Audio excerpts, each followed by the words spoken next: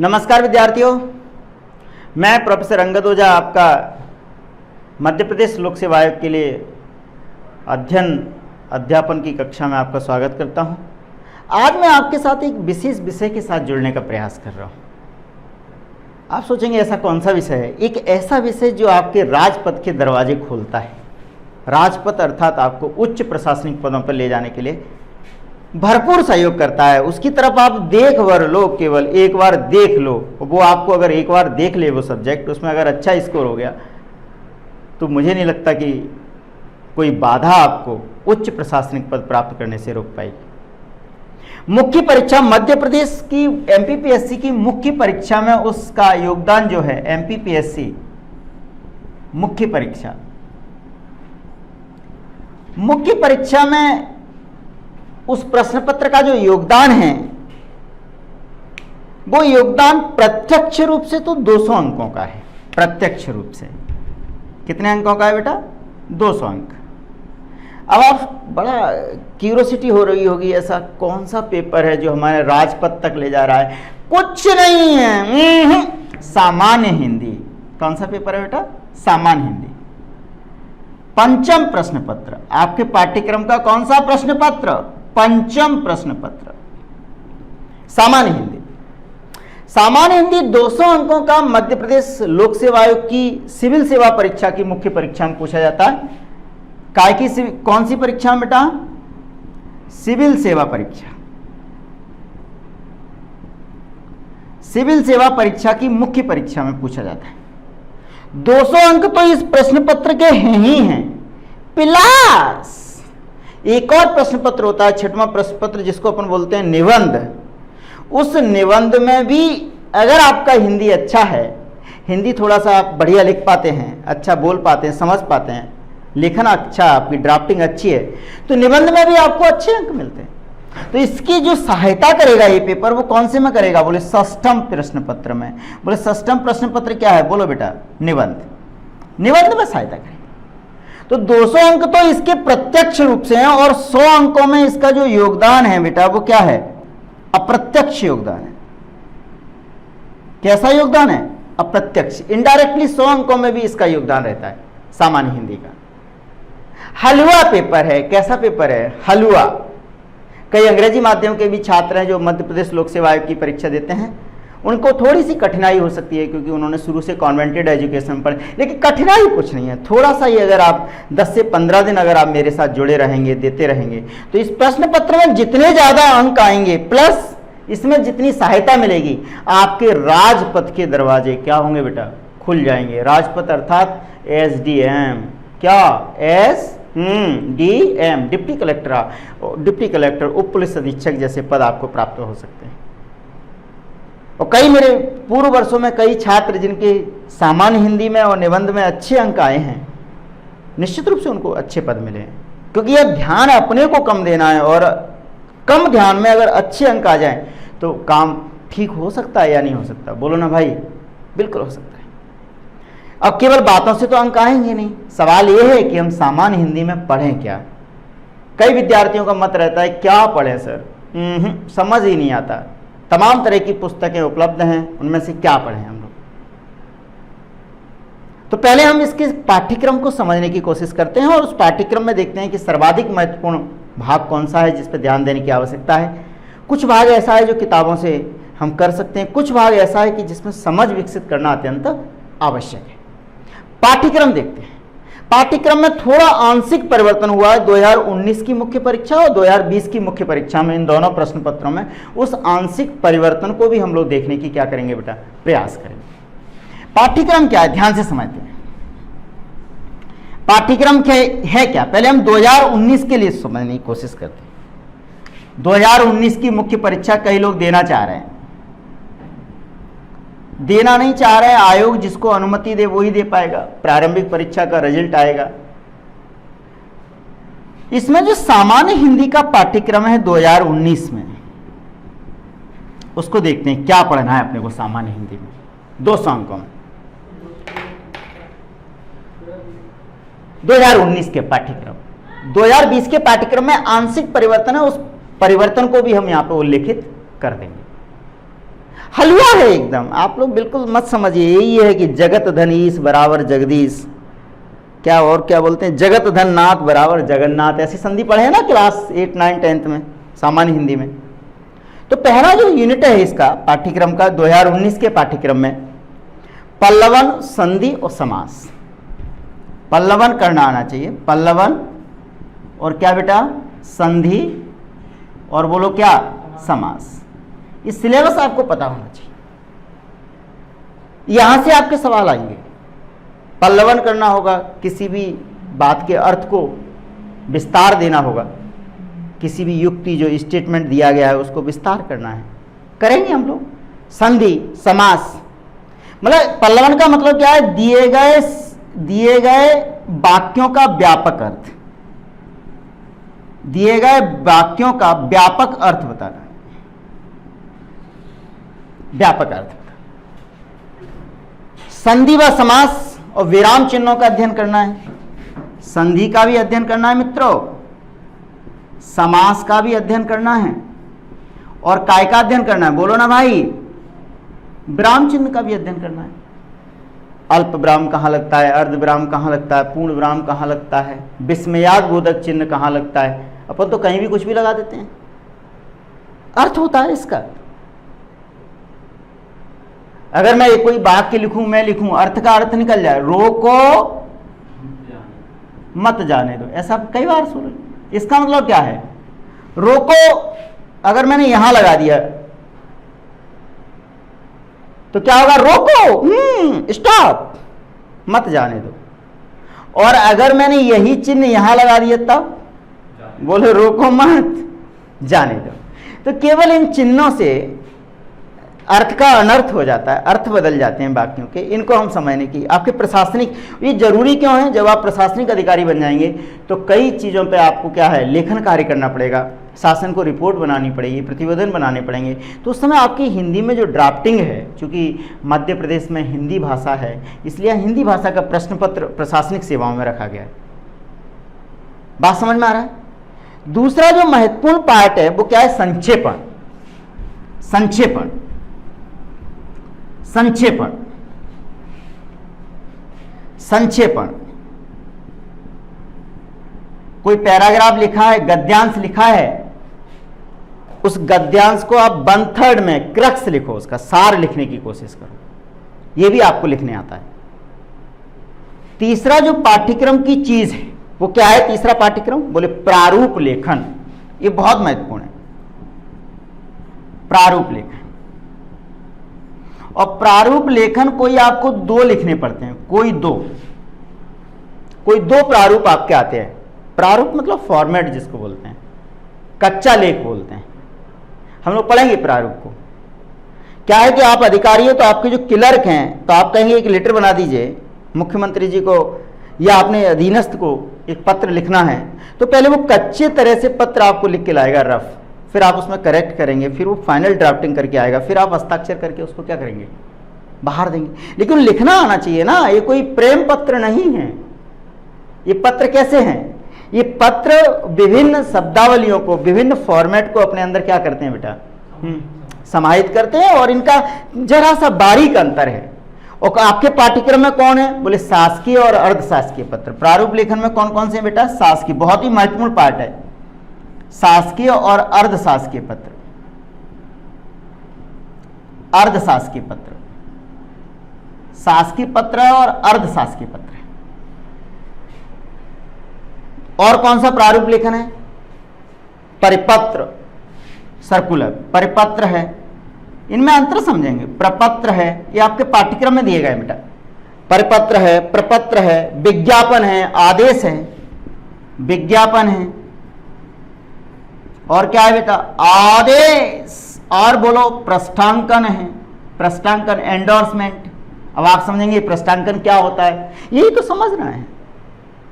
विज्ञापन कैसे जारी किया जाता है, आप लोग देखते हैं ना, जो आयोग आपको विज्ञापन जारी करता है कि निम्नलिखित पदों हेतु आवेदन पत्र आमंत्रित किए जाते हैं, तो विज्ञापन की शर्तें कैसी लिखी जाएंगी, विज्ञापन जारी करने के क्या नियम होंगे, किस तरह से जारी किया जाता है, ये भी हम लोग देखेंगे। बोलो हाँ या ना। अनुस्मारक है, स्मरण पत्र है, किसी ने कोई काम नहीं किया है फिर उसके बाद अपन उससे कह रहे हैं भैया कर दो, वो कह रहे हैं नहीं, बोले लेटर भेजो, तो दोबारा लेटर भेजना पड़ेगा। स्मरण पत्र है, अनुस्मारक है, बोलो ना भाई। कई बार हमको नोटिफिकेशन अधिसूचना भी निकालनी पड़ेगी, अधिसूचना है, और क्या है टिप्पण है, नोट शीट है। तो ये हमारे प्रारूप लेखन है। प्रारूप लेखन में इनमें से कोई दो आपको प्रश्न परीक्षा में लिखने पड़ेंगे, कोई भी दो। बात स्पष्ट है ना? तो इनको हमको अच्छे से पढ़ना पड़ेगा। हिंदी का मतलब ये नहीं कि इतना किताबें लेके बैठ गए, हिंदी पढ़ रहे हैं, हिंदी आओ, हिंदी आओ, हिंदी ने कहा हम नहीं आएंगे। अगर आप इनको पढ़ लेंगे तो परीक्षा में लिख पाएंगे। बात समझ में आ रहा है? तो तीसरा यूनिट इसका है प्रारूप लेखन, और कोई दो प्रारूप लेखन इसमें लिखने को आते हैं, तो इनको हम पढ़ने की कोशिश करेंगे। हमारा उद्देश्य क्या है? हमारा उद्देश्य यह है लाला, सामान्य हिंदी में 200 अंकों में से अधिकतम अंक अर्जित करें, और जितने आपके अधिकतम अंक अर्जित हो जाएंगे उतने ही आपके सफलता के द्वार बड़े ही अच्छे तरीके से आपके लिए खुल जाएंगे। बात समझ पा रहे हैं या नहीं? प्रारूप लेखन। उसके बाद क्या है? चौथा यूनिट क्या है? प्रारूप लेखन के बाद चौथा यूनिट क्या है बेटा? चौथा यूनिट है प्रयोग है। और क्या है बोले? शब्दावली हमको सीखनी पड़ेगी, थोड़ी सी शब्दावली है, प्रयोग शब्दावली है। और हिंदी का जो प्रारंभिक व्याकरण, जो कक्षा 9-10 में आप लोग पढ़े हुए हैं, प्रारंभिक व्याकरण, इनिशियल ग्रामर जो आपकी हिंदी की है, प्रशासनिक शब्दावली है, पारिभाषिक शब्दावली है। इसमें प्रशासनिक व पारिभाषिक शब्दावली पढ़ने की कोशिश करेंगे।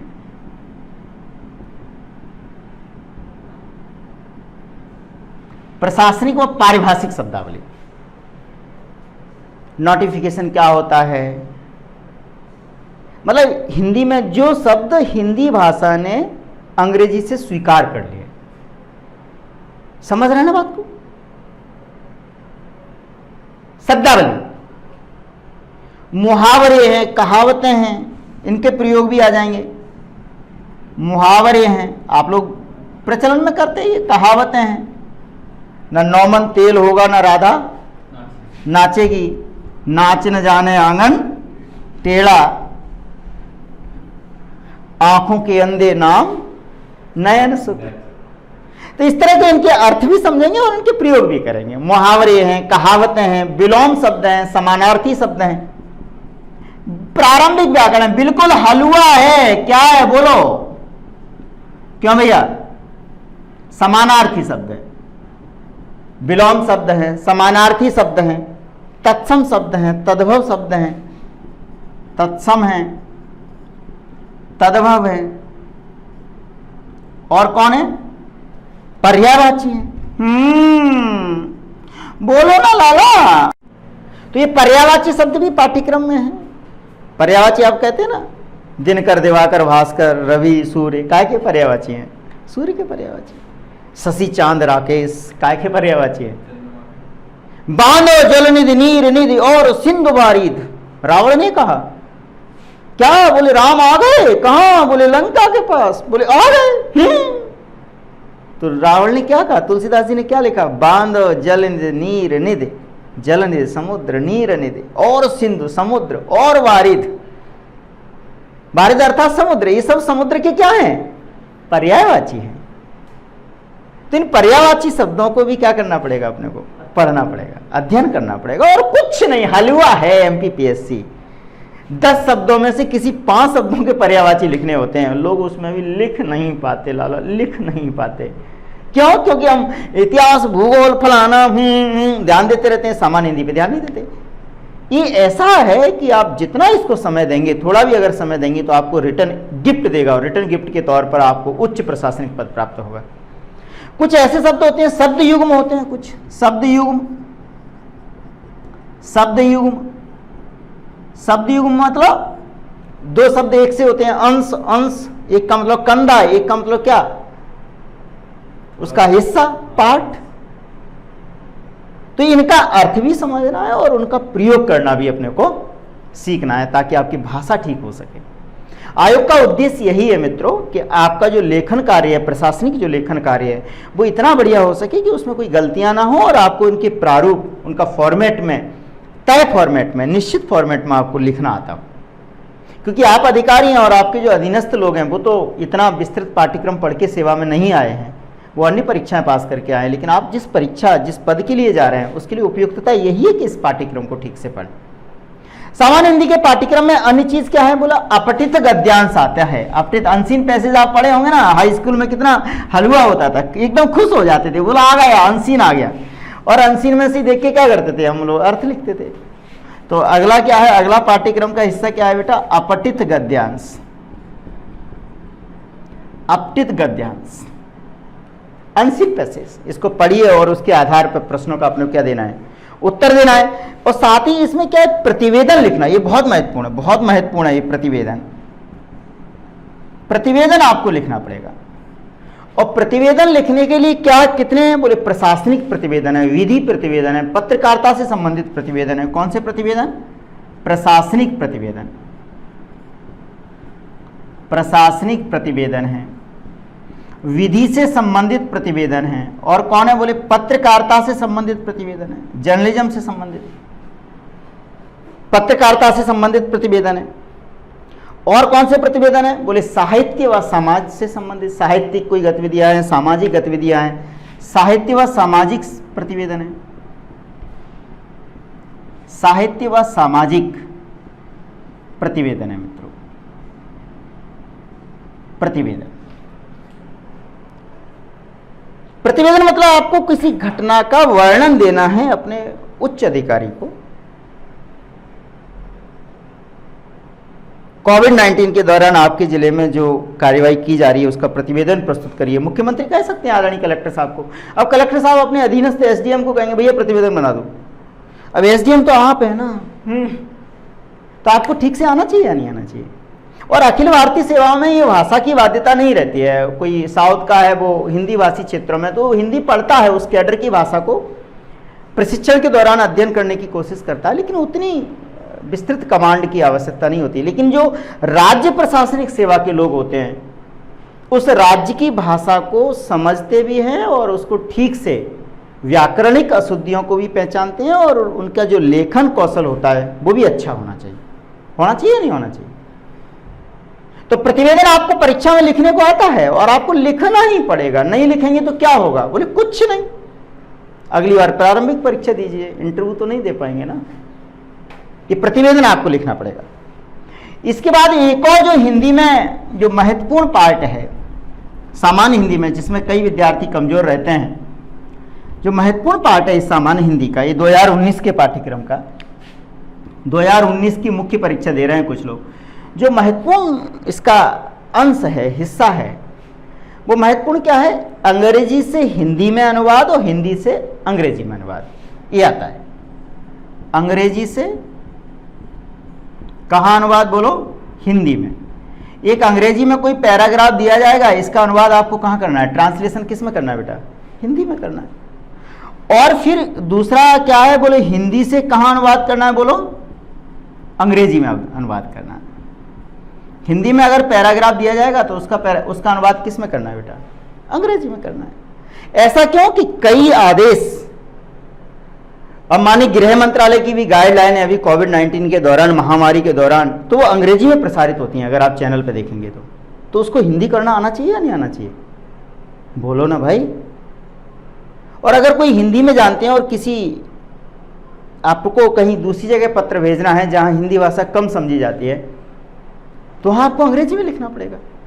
तो यू हैव टू ट्रांसलेट, ये गूगल ट्रांसलेशन नहीं है। हाँ हाँ हाँ, नहीं तो आप हिंदी में डालो गूगल में, गूगल ट्रांसलेट करो तो अंग्रेजी आ जाएगा, उसमें एप्रोप्रिएट वर्ड नहीं आते हैं।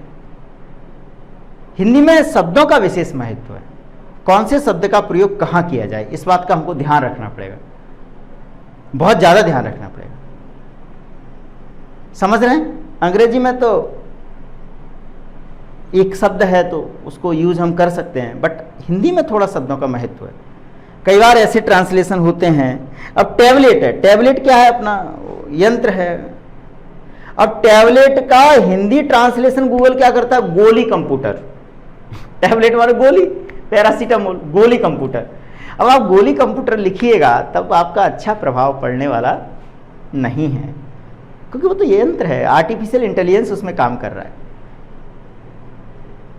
ये पूरा पाठ्यक्रम है आपका हिंदी का, इतने पाठ्यक्रम, हलवा है, छोटा सा पाठ्यक्रम है। इस पाठ्यक्रम को पढ़ने के बाद आप 200 अंकों में से 150 प्लस अंक लाने की स्थिति में रहेंगे।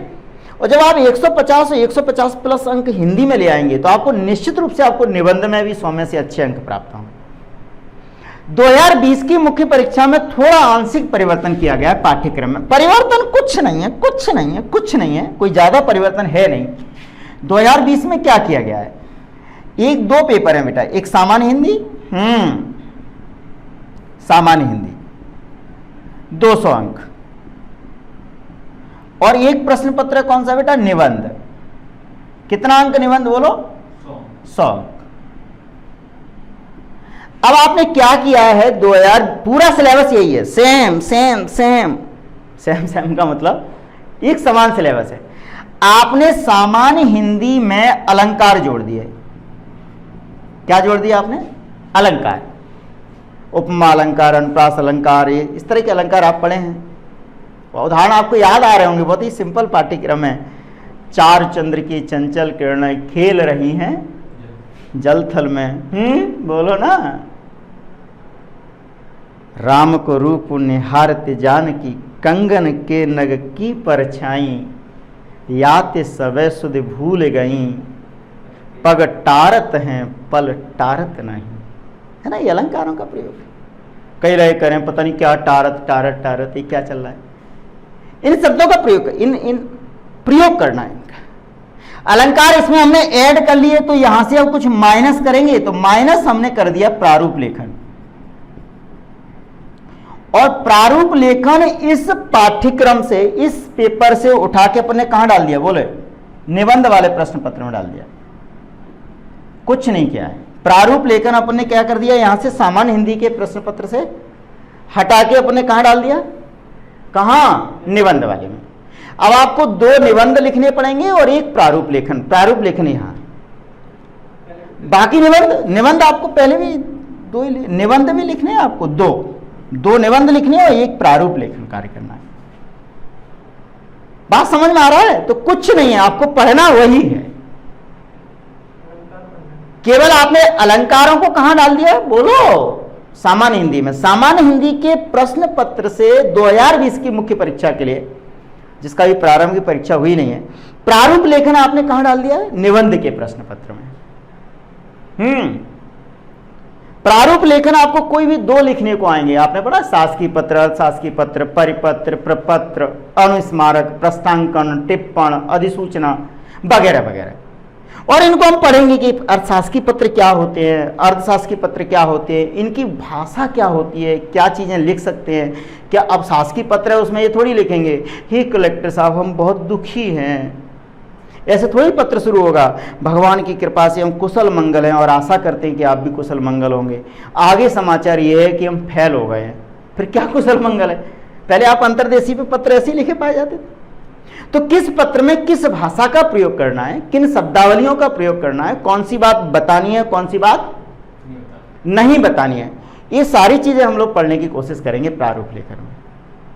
तो मित्रों, ये हिंदी 200 अंक तो आपके यहाँ काम आएंगे ही आएंगे, प्लस 100 अंक अर्जित करने में भी आपकी सामान्य हिंदी क्या करेगी? लाला प्रयास करेगी। लाला ऑब्लिक लाली छात्राएं भी कक्षा को देख रही होंगी। 100 अंक यहाँ भी आपके 60 से 70 अंक आ जाएंगे, तो आपके 220 कि दोनों में अंक होना चाहिए 300 में से। और इसके साथ आपका राजपथ का दरवाजा कौन खोलेगा? इथिक्स। किसी अन्य दिन हम ये भी चर्चा करेंगे कि निबंध लेखन की प्रारूप क्या होना चाहिए, निबंध किस तरह से लिखना चाहिए अच्छे आंसर के लिए। तो हम हिंदी के पाठ्यक्रम को पढ़ने का कोशिश करेंगे, विस्तृत कोशिश करेंगे। अब आप समझ गए कि हम कौन से टॉपिक से शुरू करें। अगर हम संधि समास से अपने सिलेबस को शुरू करेंगे तो आप कहेंगे क्या है, कक्षा 10-11 का ही पढ़ा रहे हैं, अच्छी बात नहीं है। तो हम अपने पाठ्यक्रम को शुरू करेंगे मित्रों प्रारूप लेखन से। कहां से शुरू करेंगे? प्रारूप लेखन। और विभिन्न विभिन्न विभिन्न विभिन्न प्रारूपों की बात करेंगे। प्रारूप लेखन के बाद फिर अपन संधि, समास, मुहावरे, प्रारंभिक व्याकरण पढ़ने का प्रयास करेंगे। और हम जो पाठ्यक्रम जो पढ़ेंगे हिंदी का, आप लोग ये बिल्कुल भ्रम से एकदम दूर हो जाइए, भ्रम में मत रहिएगा कि हमको हिंदी नहीं आता है तो हमारा क्या होगा। बोले तुमको हिंदी नहीं आता है तो तुमको ही सबसे अच्छे अंक आएंगे। कोई आपके आसपास कोई एक बौद्धिक आतंकवादी भी बैठा होगा कोई क्लास में, वो ऐसे ऐसे करे कहेगा, सुन ये तो मुझे आता है, सुन ये तो मुझे आता है, और पूरे महीने ऐसे ही करता रहेगा, ये आता है आता है, परीक्षा नहीं लिख पाएगा। तो ये भ्रम भी नहीं होना चाहिए कि आपको आता है, और ये बिल्कुल आप हीन भावना लेके मत आइए कि आपको हिंदी नहीं आती। जो कॉन्वेंट स्कूल के बच्चे हैं, थ्रू आउट इंग्लिश मीडियम में पढ़े हैं, बिल्कुल चिंता मत करिए। क्यों? क्योंकि मैं प्रोफेसर अंगद ओझा आपके साथ सामान्य हिंदी के साथ भी हूँ, निबंध के साथ भी हूँ। तो हम लोग अगली कक्षा में प्रारूप लेखन से कक्षा को आगे बढ़ाएंगे, और प्रारूप लेखन के हम विस्तृत सब प्रारूप को देखेंगे, विथ एग्जाम्पल्स देखेंगे। आप सामान्य हिंदी और निबंध की चिंता एकदम दिमाग से निकाल दीजिए और तैयारी करिए, और देखिए कि आपके लिए राजपथ के दरवाजे खुलते हैं। मिलते हैं अगली कक्षा में प्रारूप लेखन के साथ। धन्यवाद।